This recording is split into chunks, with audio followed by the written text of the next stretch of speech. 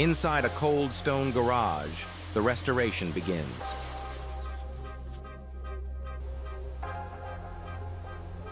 The tall wooden wheels are loosened by hand.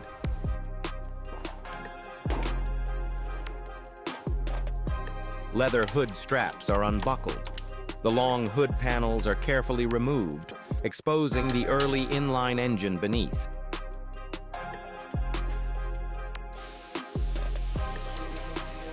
The engine rises inch by inch, guided by steady hands, then lowered onto a wooden stand. Rust is ground away. Damaged metal is cut out completely.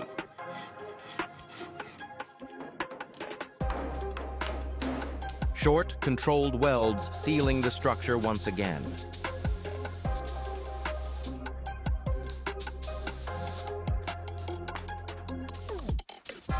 Primer is sprayed in even passes, sealing the surface and preparing it for color. British Racing green laid down carefully, layer by layer. After a century of silence, the Bentley moves forward once again.